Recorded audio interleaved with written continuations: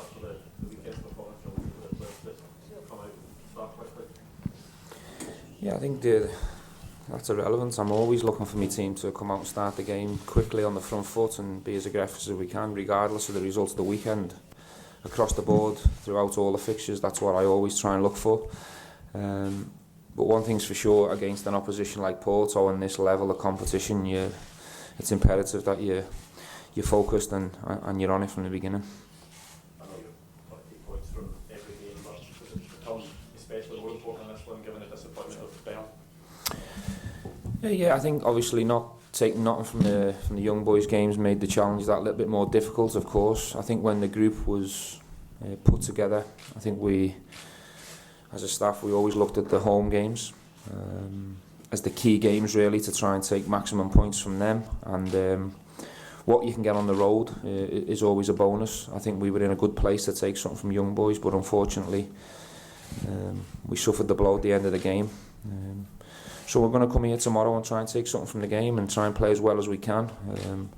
I don't think many are giving us a chance because of the level of the opposition and the standard of player, but within our own group of the staff and the players, we believe we've seen enough that if we play to our maximum and the players can all bring individual performances within that, we can take something from this game. Has being here brought back any memories for you? I think it was 2007 you played here. I don't really look back that much, certainly from an individual point of view. My full focus is on tomorrow's challenge and trying to get something out of this fixture. But yeah, I've got some decent memories of playing in Portugal and against this team in Porto. This is a huge football club we've got a lot of respect and admiration for, and we know the size of the challenge. But it's certainly a fixture that we've been really looking forward to. We want to try and be proud of our performance and try and get on the plane tomorrow night and be satisfied with what we've given. Stephen, every game you've played in Europe and the group stages last season and this season's been really tight. How important after young boys with a couple of individual errors is game management? Game management is very important at the top level.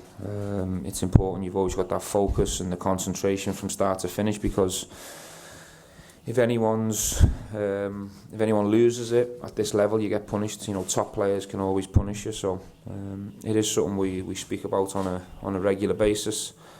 And I think the players, you know, hopefully have learnt from young boys, because the challenge is difficult enough without individual mistakes. So, but I'm sure we have. You know, to be fair to the players, every challenge that's been put in front of them, certainly from a European point of view, they've done ever so well, considering the time we've been together. You know, no one gave us a chance last year when we were going to places like Villarreal, but we found a performance, and we were unlucky not to win that match. And that's the type of performance that we're going to need tomorrow, because I don't think many across the board are going to give us a chance against an opposition like Porto. So hopefully that'll galvanise us, and we'll all pull together in the right and be in the right place to try and take something tomorrow. And if you can just ask yourself that, Ryan, you obviously went off injured with 30 minutes to go. How does it feel to be back? You know, you're looking to bring some sort of control to the midfield tomorrow. Yeah, obviously picking up the injury against Young Boy was frustrating, but the physios have done a great job with myself, and they've got me back as fit as I can be for this game. And I think we're just looking for a reaction, and obviously, as has been spoke about before, the second half of the Young Boys game, we kind of let ourselves down.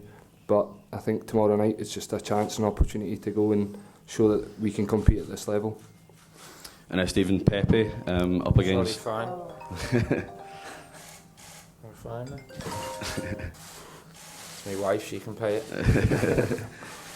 Pepe obviously up against Alfredo, if he does start.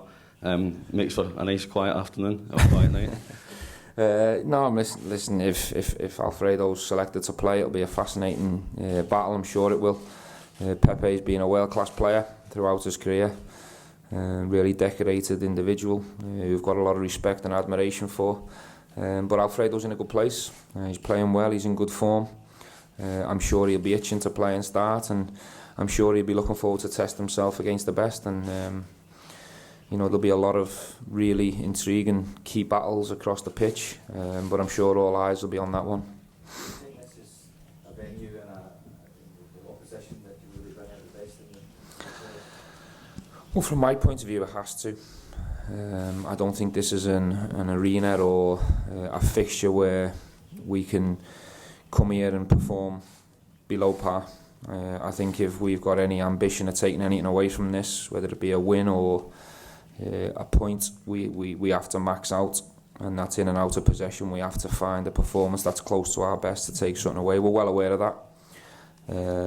But I've got belief and confidence in the players that we can find that, because I think, coming to a place like this, an arena that has the wow factor, a pitch that's perfect against an opposition that all the players will have huge respect for, more often than not, that's when you can find your performance. So I'm excited and really looking forward to this fixture, because I think we can really put in a proud performance. Stephen, I'm just wondering if you comforted or spoke to Alfredo after he was allegedly racially abused at the weekend? No, we haven't had that chat. Alfredo's fine. He seems happy. My door is always open to all my players for any subject to come in and speak about. But I'm not the type of manager that'll go and search for it. I make it very clear to the players that the door's open if they want to have a chat. But Alfredo was fine on the bus after the game, and I've spoke to him on other things, and really left it up to him if he wants to have that chat. But he hasn't mentioned nothing to me so far. But I'm there for him if he needs that. We take one at the back. Stephen, can I ask you just obviously Cheers. Obviously, the club released a statement earlier this afternoon about fan behaviour. In terms of the atmosphere tomorrow night, how crucial will it be for the players to have that range of support back in the stands again? I think there's nothing better, certainly from my point of view, and I'm sure Ryan will echo it, that when we can hear the Rangers supporters in full voice and they're right behind the team, it's incredible support, and they've been with us and helped us immensely over the 16-17 months I've been in the club. So we ask for that same support, and we echo the message that the club's put out, that it's very important that they behave in the right way, because we don't want to see further punishments down the line. We want Ibrox to be rocking in the 2 remaining home fixtures with a full house, not sections missing, and we also want our fans to be able to go over to Feyenoord and enjoy that fixture as well. So I think they have the opportunity tomorrow to make everyone connected to the club proud with the behaviour. Stephen, how's the squad looking? Any bumps and bruises from the weekend? The only 2 that are missing in terms of injuries, Jordan Jones is still a couple of weeks away. Andy King's got a small muscle problem that we're hoping will be fixed by the weekend, but we'll have to wait and see. The rest are all healthy, and we've picked 20 to come over here, and I'll let the team know and the squad know the personnel tomorrow. Okay, you got a question for Ryan, yeah? Ryan, I'm guessing this is the type of game that the players need absolutely no extra motivation for. Yeah, of course. I think we've just arrived, and we've been outside, seen the stadium, and as the gaffer said, it's got that wow factor about it, and as players that should inspire us to come away and show that we can compete at this level. Hi, Stephen. Hello. My question in English. It's okay. The Rangers was scored a goal by Japanese player who playing for the Hearts last weekend, and another Japanese player, Sho Nakajima, number 10, is playing for FC Porto. Do you have any impression about the FC Porto's Japanese player? Well, the 2 players you've mentioned are good players. I think Machino played very well at the weekend, but for me, I don't really like to speak about opposition players before the battle, before the war. I like to focus on my own players and really concentrate on us. Porto have got good players throughout the team, very technical team. They've spent a lot of money over the years to create a fantastic team that is very capable of competing, certainly in this tournament, even more so at Champions League. So the challenge is big. We'll have to wait and see what players are picked to play against us, but we're well aware that Porto have got top players throughout the team. Okay, any more? Oh yeah, we've just got one at the back here, and then we'll finish up. Thank you. Hi, Stephen, in English. Okay. When the group was drawn, did you think that this was going to be such a tight group with 4 teams with 3 points at the third match? Or did you think that Porto was going to be on the top and the other 3 teams were fighting for the second spot in the next stage? I think from a Rangers point of view, when the draw was made, we were very excited because we were drawn against some fantastic teams. Feyenoord and Porto, big reputation throughout Europe, and obviously Young Boys are very strong as well. But I think it's true what you say. I would have predicted that Porto were the strongest out of the 4 teams, so I think they probably have the most pressure to finish top of the group. But in football, different things happen. You can see after 2 fixtures, everything's all square.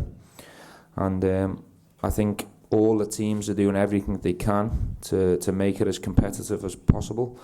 And I think it's wide open in terms of, I think anyone can obviously get out of this group. It'll depend on